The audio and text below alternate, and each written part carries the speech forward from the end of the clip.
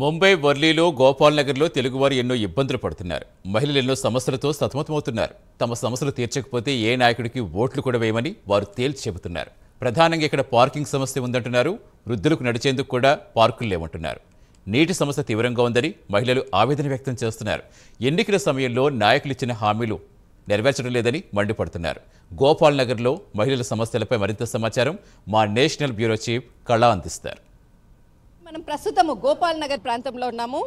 ఇక్కడ తెలుగు వాళ్ళు అంటే వర్లీలో ఉన్నటువంటి ఏదైతే అసెంబ్లీ నియోజకవర్గం అనుకోవచ్చు, ఇక్కడ చాలా మంది కొన్ని వేల మంది కూడా ఇక్కడ తెలుగు వాళ్ళు ఉన్నారు కొన్ని ప్రాంతాల్లో. ఇప్పుడు గోపాల్ నగర్ ప్రాంతంలో ఉన్న మన ఇక్కడ ఉన్నటువంటి వాళ్ళు తెలుగు మహిళలు అంటే అటు ఆంధ్రప్రదేశ్ అయినా కానీ ఇటు తెలంగాణ కానీ ఏ రాష్ట్రమైనా కానీ ముఖ్యంగా తెలుగు వాళ్ళు మహారాష్ట్రలో కీలకమైనటువంటి మహిళా మూర్తులు అని చెప్పొచ్చు. ఈ ఎన్నికల్లో ఓటు వేయబోతున్నారు. ఏ పార్టీకి ఓటు వేస్తారన్నది ఇక్కడ విషయం కాదు. కానీ ఇక్కడ ఉన్నటువంటి ప్రధాన సమస్య ఎన్నికల్లో అంటే ఎన్నికలు వచ్చినప్పుడు మమ్మల్ని వచ్చి అడుగుతారు, అది మేము ఓటు వేసేస్తాం అయిపోతుంది. కానీ ఎన్నికల తర్వాత ఎవరు రారు. వాళ్ళ యొక్క సమస్యలు అక్కడే ఉండిపోతున్నాయి. ప్రధానంగా ఎన్నికలు వాళ్ళ యొక్క సమస్యలను గురించి వాళ్ళకు కావాల్సినటువంటి ఇక్కడ ఏదైతే ఇబ్బందులు ఉన్నాయో వాళ్ళు కొన్ని విషయాలు చెప్పాలనేసి వాళ్ళు అంటున్నారు. అయితే ముఖ్యంగా ఇక్కడ ప్రధానంగా ఏ విషయాల మీద వాళ్ళ యొక్క డిమాండ్స్ ఉన్న విషయాన్ని మాత్రం తెలుసుకుందాం. నమస్తే అమ్మా, మీరేం చేస్తారు? బీడీ చేస్తాం. ఓకే, బీడీ చేస్తారు. బీడీ ఎన్ని సంవత్సరాల నుంచి చేస్తున్నారు? ఇప్పుడు నేనైతే ఇక్కడ 30 సంవత్సరాల నుంచి ఇక్కడనే ఉన్నా. అంటే బీడీలే నేను నాకు ఎప్పుడైతే బుద్ధి వచ్చిందో అప్పటి నుంచి బీడీలే. దాదాపు 30 సంవత్సరాల పైగా మీరు బీడీలు చేస్తున్నారు. అంటే ఈ యొక్క వ్యాపారం మీరు ఏదైతే ఇంట్లో ఉండి చేసేటటువంటి మీరు ఎంత సంపాదిస్తారు నెలకి? నెలకు అన్నది ఏం లేదు, రోజు కూలి. అంటే ప్రతిరోజు ఎంత సంపాదిస్తారు? ఒక 1000 చేస్తే అవి 250 వస్తాయి. 1000 చేయకపోతే అంతే 150 వస్తాయి. 500 చేస్తే 150 వస్తాయి. పిల్లల్ని జాబ్ చదివిపించుకుంటా, ఇంత పని చేసుకుంటా రోజుకు 150 వస్తాయి. అయితే ముఖ్యంగా ఏదైతే ఎన్నికల సమయంలో చాలా మంది ఇక్కడ పథకాలు అంటే మహిళలకు కొన్ని పథకాలు గవర్నమెంట్ ఇస్తుంది, కొంత డబ్బులు ఇస్తుంది అని చెప్తారు. అంటే ప్రభుత్వం ఇస్తుందా లేదన్నది ఇక్కడ కాదు. కానీ ఆ డబ్బులు మీకు ఉపయోగకరంగా ఉందా? ఎలాంటి ఇక్కడ ఉన్నటువంటి ప్రాబ్లమ్స్ చేస్తే మాకు ఇంకా మంచి జరుగుతుంది అన్నటువంటి ఏదైనా ఉందా మీరు?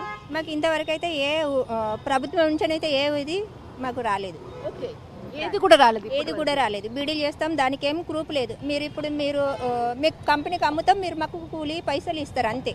దానికి కూడా ప్రూఫ్ ఏం లేదు. మేము బీడీ చేస్తున్నాం అన్నట్టుగా ఏం అది లేదు. మాకు ప్రభుత్వం నుంచి అయితే 5 పైసల మందం ఆదాయం లేదు. చాలా మంది ఇక్కడ మాకు పథకాలు అందుతున్నాయి, మాకు డబ్బులు వస్తున్నాయి గవర్నమెంట్ నుంచి ప్రతి నెల అని అంటున్నారు. అంటే ఎలాంటివి కూడా రావట్లేదా? అంటే మొన్ననే రీసెంట్గా 3వ నెల నుంచేని ఇప్పుడు లాడ్సీ బేన్ అని అది ఇప్పుడు 3వ నెల నుంచే వస్తుంది. అంతే. అంటే ఎన్నికలు వస్తున్నందుకు స్టార్ట్ అయిందా? అంతే. ఏం చేస్తారమ్మా? House wife. మీరేం చేస్తారు? టైలరింగ్. ఎప్పటి నుంచి టైలరింగ్ చేస్తున్నారు? అంటే మంత్లీ ఇన్కమ్ మీకు పర్లేదా, లేకపోతే బయటికి వెళ్ళి ఉద్యోగాలు చేసేటటువంటి పరిస్థితి ఏదైనా ఉందా? యాక్చువల్లీ నేను జాబ్ చేస్తుండే, టీచర్ జాబ్ చేసినాను. తన 2 పిల్లల తర్వాత కష్టమైంది.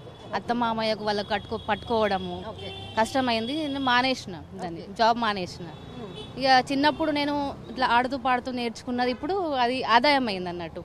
టైం దొరికినప్పుడు 1, 2, 3 అట్లా కుట్టుకుంటా నా పిల్లల అవసరంకు తీర్చుకుంటా అంతే. దాన్ని నెలసరి ఆదాయం అనేది ఏమి ఉండదు. ఇక అది ఎప్పుడు మనకు వీలైనప్పుడు కుట్టుకోవడం అంతే.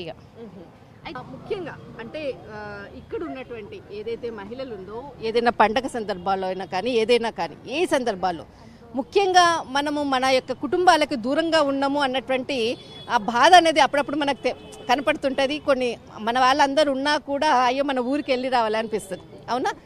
అలాంటి సందర్భంలో ఇక్కడ ఉన్నటువంటి వాళ్ళు ఏదైనా సంబరాలు అనుకోవచ్చు, మనకి ఫెస్టివల్స్ వస్తూ ఉంటుంది, ఎలా చేస్తుంటారు? ఎలా సెలబ్రేట్ చేస్తుంటారు? సెలబ్రేషన్ బాగానే జరుగుతాయి. కాకపోతే మనము ఆన్ ద స్పాట్లో అర్జెంట్ మన టైంలో పోవాలంటే దేవగిరి ఒకటే ఉంది విలేజ్కి, నిజామాబాద్కి పోవాలంటే. అది ఒక సవలతు పెడితే బాగుంటుంది మన తెలుగు వారి కోసం. ఎందుకంటే మాలాంటి వాళ్ళు అమ్మ వాళ్ళని చూడాలంటే తొందరగా వెళ్ళాలంటే ఒకటే ట్రైన్ ఉంది, అది కూడా ఫుల్ ఉంటుంది ఎప్పుడు ఆల్ టైం. అదొకటి సౌలత్ చేస్తే ట్రైన్స్ అటువంటి వ్యవస్థ ఏమీ లేదు. ఓన్లీ ట్రైన్ వెళ్ళాలంటే 3 months బిఫోర్ మనం టికెట్ బుక్ చేసుకోవాలి. ఇప్పుడు అత్యవసర పరిస్థితి కాల్ వచ్చినప్పుడు మనం వెళ్ళడానికి మాత్రం డైరెక్ట్ ట్రైన్ లేదు. మనం 2-3 ట్రైన్ అట్లా మధ్యలో మార్చుకుంటూ వెళ్ళాలి. మాకు డైరెక్ట్ ట్రైన్ కావాలి అట్లా. ఇప్పుడు అత్యవసర పరిస్థితి వచ్చినప్పుడు మనం తొందరగా మనం వెళ్ళాలి కదా. మనం రెండు నెలల నుంచి బుకింగ్ చేసుకునేది అంతా ఉండదా. అట్లా మనకు ఏదైనా సౌలత్ ఉంటే మంచిగా ఉంటుంది. ఒక ట్రైన్ ఇప్పుడు పోవాలి అంటే పోవాలి అట్లా. మరి ఇప్పుడు ప్రధానంగా ఎవరైతే ఓట్లు కావాలని వచ్చేటటువంటి నాయకులకు ప్రధాన డిమాండ్ మీరు అది ఫైనల్ చేయండి, ఒక అగ్రిమెంట్ లాంటిది చేసుకొని పెట్టండి, ఇవ్వండి మేము చేసిస్తామంటారు. అంటే అప్లికేషన్ ఇస్తే చేయట్లేదు కదా, వెలతలకల మీరెవరు అన్నట్లుగా కొత్త వాళ్ళలాగా చూస్తున్నారు కదా. అంతే మరి ఒక్కసారి వచ్చినాం మేము చేస్తామంటారు, నమస్తే పెడతారు, తర్వాత ఓటేసిన తర్వాత మీరెవరో నేనెవరో. మరి ఇప్పుడు ఓటింగ్ కూడా మీరు కూడా నమస్తే పెట్టాలి కదా ఒకటి. అదే కదా ఇప్పుడు ఎవరిని నమ్మాలో మాకు ఏది అర్థమైతలేదు, ఏది అర్థమైతలేదు. ఎవరైనా నాయకులకి ఒక నమస్తే పెట్టేసేయాలి, అప్పుడు కానీ మేము వెయ్యమనేసి ఎప్పుడైతే ఎలక్షన్ ఒక నమస్తే పెట్టచ్చు కదా, అంత ఐకమత్యం లేదు కదా. ఇప్పుడు అంటే మా వాళ్ళలో కూడా కొంతమంది లంచం ఇస్తే పోతారు, ఓటేస్తారు, వస్తారు, అంతే కదా. ఇప్పుడు గోపాల్ నగర్ ఏదైతే ఉందో కాలనీ, అంటే పార్క్ లేదు, ఒక లిఫ్ట్ లేదు, తర్వాత ఇక్కడ వాటర్ ఫెసిలిటీ లేదు, మొత్తం అంతా చాలా ఉంది.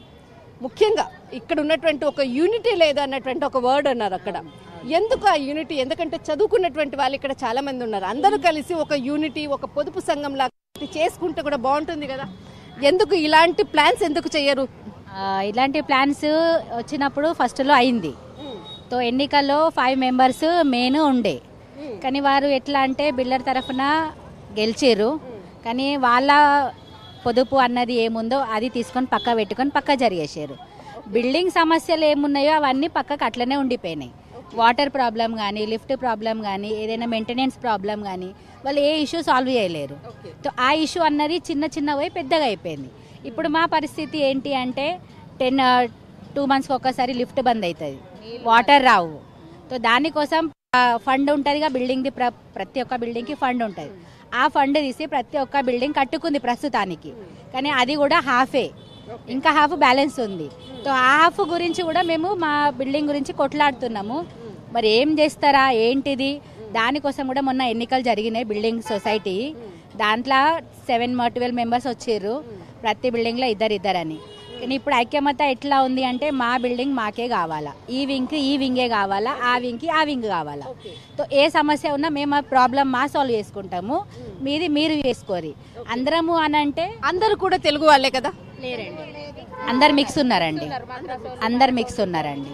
మద్రాసు వాళ్ళు కానీ, ముస్లిమ్స్ కానీ, మరాఠీ మహారాష్ట్రన్స్ కానీ, మన తెలంగాణ అట్లా సెపరేట్ వింగ్ ఉండాలి, సపరేట్ వింగ్ సి నుంచి 5 దాకా ఉంది. ఎవరి వింగ్ వాళ్ళకి భలే వాళ్ళ ఎంతమంది ఎవరన్నా ఉండని. ఆ కమ్యూనికేషన్ కొంచెం వేరే ఉంటుంది కాబట్టి అలా కావాలని ఇప్పటి ప్రస్తుతానికి కొట్లాడుతారు అంతే. అయితే గోపాల్ నగర్ సమస్యలు చాలా మంది ఇక్కడ ఉన్నటువంటి మహిళలు చెప్పారు. వాళ్ళకి నీటి వసతి కానీ, లిఫ్ట్ కానీ, తర్వాత ఇక్కడ పార్కింగ్ వ్యవస్థ, కార్ పార్కింగ్ కానీ ఇక్కడ ఉండడానికి కూడా చాలా ఇబ్బందికరమైనటువంటి పరిస్థితి. అయితే ముఖ్యంగా మేము చిన్నగున్నప్పటి నుంచి కూడా చూస్తున్నాము, ఒక వ్యక్తికి మా బాధలు చెప్పాము, ఇప్పుడు ఉన్నటువంటి ఎన్నికల్లో మాకు కరెక్ట్ సరైనటువంటి న్యాయం చేస్తారు, ఖచ్చితంగా గోపాల్ నగర్కి మాత్రము సహాయ సహకారాలు అందిస్తారు, రానున్నటువంటి ఎన్నికల్లో ఖచ్చితంగా గెలుపు మాత్రము మేము అనుకున్న వ్యక్తికే వస్తుంది అని అంటున్నారు. ఎవరికి ఓటు వేస్తారన్నది ఇక్కడ చెప్పట్లేదు, కానీ ఒక కీలక వ్యక్తి మాత్రం ఖచ్చితంగా మాకు సహాయం చేస్తారన్నటువంటి విషయాన్ని చెప్తున్నారు. దిస్ ఇస్ కళ, కెమెరామెన్ ధర్మాతో, గోపాల్ నగర్, ముంబై.